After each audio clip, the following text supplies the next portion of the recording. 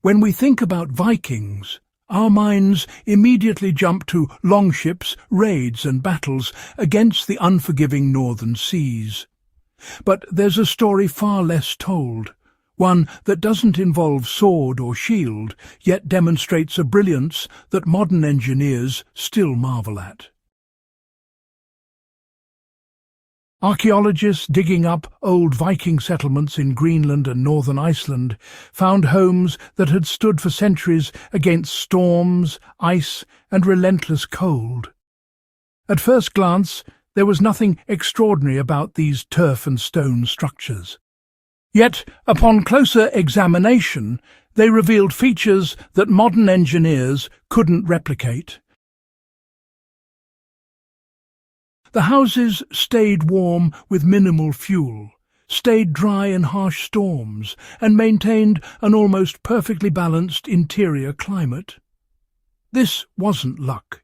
It was deliberate design, a knowledge so effective that by the mid-1900s, governments quietly classified parts of it as secret for military and polar research use. Before we dive in, take a moment to hit like, share this video, comment your thoughts, and subscribe to The Hard Past. This is the kind of knowledge you won't find in textbooks, and sharing it helps uncover more forgotten brilliance. Now, let's explore exactly how the Vikings built homes that practically breathed warmth. The secret wasn't in blocking the cold or hoarding heat. It was in balance. Unlike most European homes built for insulation alone, Viking houses worked with the environment rather than against it. The Arctic is not just cold, it moves. Snow drifts, wind shifts, and the ground itself can heave when it freezes. Stiff, sealed walls would crack, rot, or trap moisture. The Vikings understood this, so they designed their homes to be flexible, alive even, while maintaining comfort. The key was passive thermal convection, long before the term even existed. Central fireplaces warmed the interior, and the walls, made from layers of turf, stone, and other natural materials, were built to allow gentle air movement. Cold air slowly entered through the bottom layers. Warm air rose through channels, and moisture was carried away without causing drafts or mould. Archaeologists have found thin channels purposely carved between turf blocks and stones, tiny vents placed to maintain airflow. These gaps were invisible to the casual observer, but crucial to creating a steady, livable environment inside. The construction was simple but precise. Viking longhouses often rested on deep stone foundations, acting both as drainage and as a natural thermal battery. Stones absorbed heat from the fire and released it slowly throughout the night, preventing sudden drops in temperature. On top of this foundation, turf blocks were stacked in alternating directions, each one trapping air, insulating the home and offering subtle flexibility as the building settled over time. Thin layers of dried seaweed or straw between turf layers created microscopic airways, allowing the home to breathe without any mechanical systems. Roofs followed the same philosophy. Rather than those steep European-style angles designed solely to shed snow, Viking roofs were low, heavy and curved. Sometimes they were reinforced with whalebone or bent timber, then covered with moss and turf. The result was not just warmth, but quiet. No howling winds penetrated, no harsh echoes formed, just a calm, stable interior environment. Even with a small fire, the temperature could remain comfortably warm throughout those Arctic nights.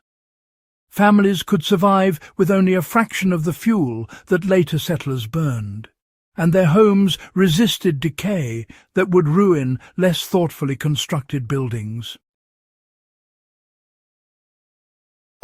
When Scandinavian engineers rediscovered these ancient methods in the 1930s and 40s while constructing Arctic research stations, the results, well, they utterly stunned them.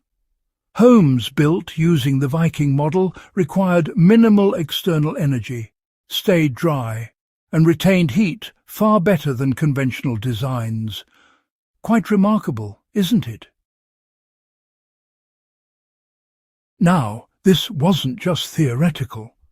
Tests showed interiors remaining at steady, comfortable temperatures, while the outside plummeted far below freezing. For defense planners and energy authorities, this was pure gold. Imagine the possibilities. Yet it was hidden from general builders. And why, you ask? Because it challenged entire heating industries. A building that needed virtually no fuel was seen as economically dangerous. Quite a predicament indeed. So the technique was quietly moved into secret civil defence research, while being dismissed in public construction circles as impractical or, well, old-fashioned. Today, this knowledge is not lost, and it offers lessons that go far beyond Viking nostalgia. For anyone interested in self-reliant living, sustainable housing, or surviving extreme climates, the principles remain remarkably applicable. Building into the ground, layering natural materials to trap air, creating slow natural airflows, and using mass in walls and roofs to store heat can, transform simple shelters into self-regulating environments. It's a system that doesn't fight the elements, but works with them, maintaining comfort without constant intervention. The Viking approach was, practical, efficient, and deeply respectful of natural forces. It really demonstrates that centuries ago, people lived in ways modern science has only recently begun to understand. Homes weren't just shelters. They were carefully designed systems that balanced temperature, moisture, and airflow with nothing but observation, experimentation, and patience. In an age of energy crises and, over-engineered buildings, there's a lot to learn from this quiet Arctic wisdom. If this dive into Viking environmental mastery caught your interest, don't forget to like the video, comment your thoughts, share it with fellow history and survival enthusiasts, and subscribe to The Hard Past. The lessons of the past aren't just stories. They are guides for living, building and thinking in ways that work with the world rather than against it.